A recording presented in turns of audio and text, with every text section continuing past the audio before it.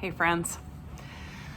So this is for you a little recap of one of the things that we did in class this week. Of course, we are reading The Great Gatsby, and we are always on the quest that many people are on when they're going through AP Lit and they're doing AP Lit writing, and that is the quest for the elusive sophistication point. So one of the best ways that I have found to get to the sophistication point is to think about the larger context.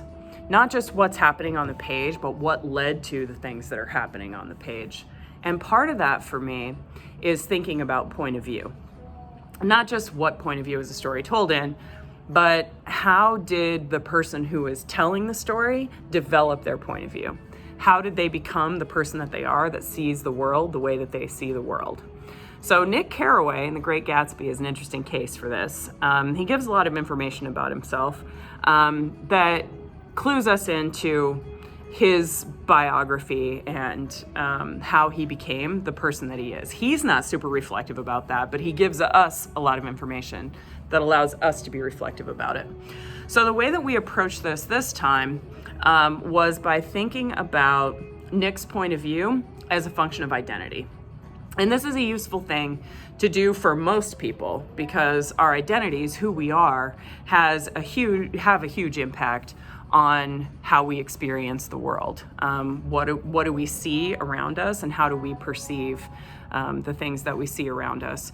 So we looked at Chapter 2, and this is the one where Tom drags Nick off to meet his girlfriend, even though he doesn't really want to go. And up until that point, Nick has never been in the Valley of Ashes. He has seen the Valley of Ashes, but he's seen it through a car window or through the window of a stopped train, where the train has to stop there, and he just kind of looks at it as a spectator, looking at the dismal scene of the Valley of Ashes through the window of a train.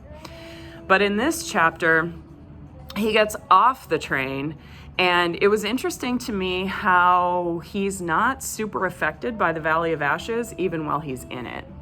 He doesn't even really see the people in the Valley of Ashes as people. He describes ash gray men, and even says that they've been sort of shaped out of ashes, that the ash has sort of magically risen up. He talks about the fantastic farm, and that these people are not even really people. The ash gray men are not men.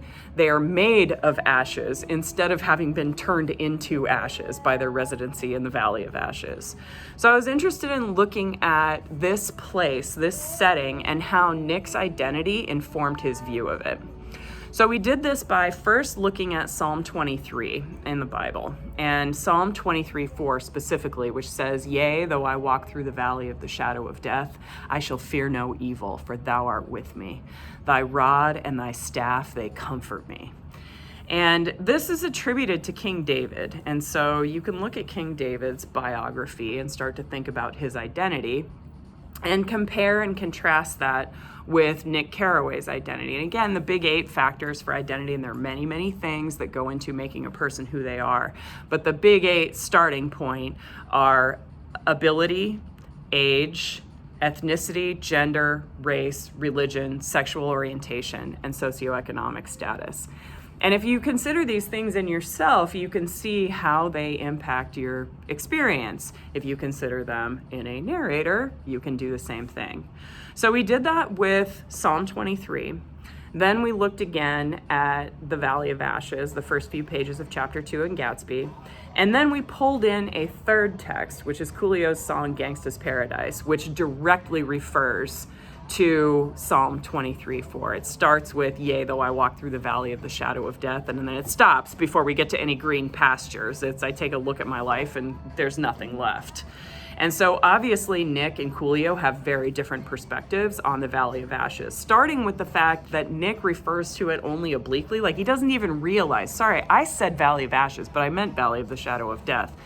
Nick doesn't even refer to it directly. And I wonder, is this because he doesn't realize it's the Valley of the Shadow of Death? Because it's not his death. On the other hand, Coolio makes a very direct reference, and he stops before we get to any kind of comforting rod and staff or green pastures or cup running over or any of that stuff. So we looked at these three texts, the Psalm, Gatsby, and Gangsta's Paradise, in the context of the big 8 identity factors. There was a lot of exploration and discussion about that, about the language, and about the context that these narrators are coming from. And then we wrote an essay with this prompt, which is an interesting one to use. I made it up out of my brain, but it's very similar to AP Lit prompts, and it goes like this. How does the narrator's identity inform their complex attitude toward the valley of the shadow of death? And this yielded lots of interesting results because it forced us to think about things off the page. What is it? What context were these narrators bringing into their experience that caused them to both experience and represent that experience in different ways? So that was the thing, and maybe this would be some good sophistication practice for you, or maybe it would give you an idea of how to think about point of view in a more sophisticated, nuanced way.